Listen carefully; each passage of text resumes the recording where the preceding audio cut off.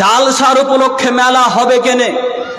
মেলা যারা বসাচ্ছে, মেলা যারা নিয়ে আসছে তারাও অশিক্ষিত, অযোগ্য, অধম, এবং যারা মেলায় অংশগ্রহণ করছে এরাও বর্বর, অযোগ্য, অশিক্ষিত, অধম, নিকৃষ্টতম এরাই। এরা কি শুধু উপকার নিজের জন্য কিছু করেছে? জি না, এরা ইসলামকে কলঙ্কিত করেছে মেলা বসিয়ে, এরা ইসলামকে অপমান করেছে, মুসলিমকে অপমান করেছে, এরা 200 কোটি মুসলিমকে এরা অপমান করেছে। জালসার নামক জায়গাতে কোরআন ও হাদিস আলোচনা যে জায়গাতে হবে বা হচ্ছে, এই জায়গাকে উপলক্ষে করে, ইসলামিক সভাকে উপলক্ষে করে যে যারা মেলা বসিয়েছেন, যারা ব্যবসা বাণিজ্য করছেন এবং যারা সমর্থন করেছেন, যারা নিচ্ছেন, সকলেই এরা অধম, সকলেই এরা গাধা, সকলেই এরা অধম, অশিক্ষিত। আমি যদি আপনাকে অশিক্ষিত প্রমাণ করতে না পারি কথা বলবো না ইনশাআল্লাহ।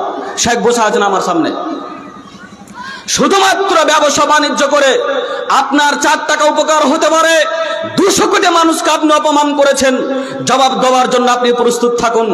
গোটা বিশ্বের 200 কোটি মুসলিমকে আপনি অপমান করেছেন, ভারতবর্ষের 40 কোটি মুসলিমকে আপনি অপমান করেছেন। এই ধরনের আপনার সম্মেলন হবার উপলক্ষকে কেন্দ্র করে আপনি মেলা বসিয়ে কি মনে করেছেন? আপনি মনে করছেন আপনার বিরুদ্ধে কথা বলে না, তার জন্য আপনি যেমন তা করবেন নাকি? কি ভেবেছেন আপনি? দায়িত্বশীলের যেহেতু বক্তব্যের বিষয় আছে, অতএব এগুলো দায়িত্বশীলদের মধ্যেই বর্তে হবে। যুবক শুনে রেখো, যারা সম্মানিত মা বোন ভাই আব্বু যারা দায়িত্ব পালন করছেন তারা শুনে রেখেন, প্রত্যেকে জবাব দিতে হবে। শুধুমাত্র দায়িত্ব বহন করলাম, দায়িত্ব নিলাম, এটা যথেষ্ট নয়।